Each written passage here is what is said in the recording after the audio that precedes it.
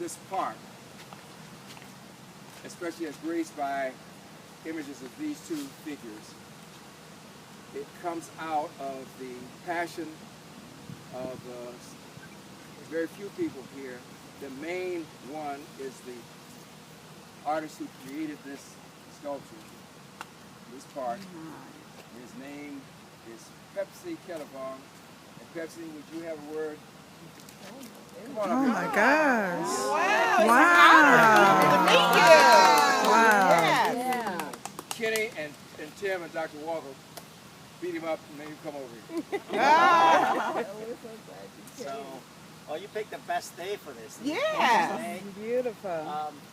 I suppose I just give you a little bit, synopsis of what the whole concept is about, and then maybe just a quick question. Is that okay? Yes. Because if I speak a little longer, I'm going to have to make you clean my car with this. I want to hold you up. So, no, basically, it's really simple. Fundamentally, what Susan B. Anthony and Frederick Douglass, what they committed their life for is about equality. Blacks to vote, the women's to vote. And how do you portray that in such a way that when people come to see the sculpture, it would not contradict to what fundamentally what they found. So, as an audience, you guys, as everybody comes to visit here, you don't feel there's a sense of separation or hierarchy. Normally, when you see this humanitarian leader, they'd be on a pedestal where there's a sense of separation. So I felt it disingenuous, especially when you speak fundamental what they're about.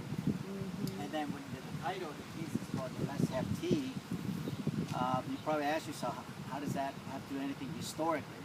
Well, it doesn't really, but when you talk about the tea ceremony in a Japanese culture, it's really hierarchy society where you have, if we talk back then, you have the emperor, the peasants, the samurais, so there was a title that separates, but when it comes to tea ceremony, all this title, live outside and you come and enjoy each other as a human being. So that idea where you come enjoying it and let's have tea, you sharing this experience from the human and equality. So that's ultimately what it's about. Does that make sense at all? Yeah. Oh yeah. That's awesome. Thank you for that interpretation.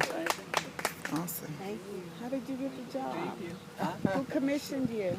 Actually, it was spearheaded by Barbara and Dan Huffman, who's a neighbor here, who's an advocate of community. For the last 30 years, we connected, and they asked me to take a look at the site.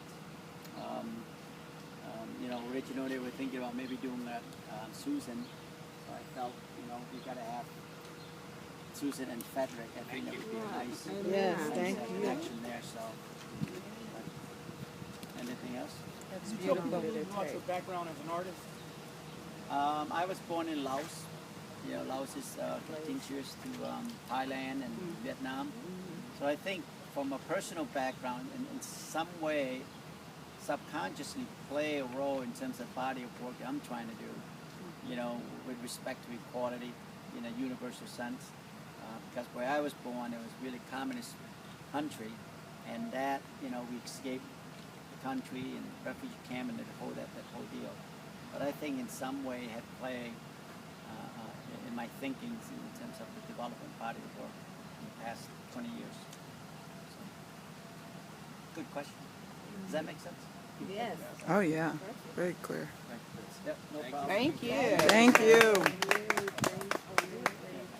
Oh, Enjoy it. All right then. Thank you. Thank you very much. Yeah, excellent. okay. We're not going to spend a lot of time here because there's several other spots, but this, of course, is a remarkable story.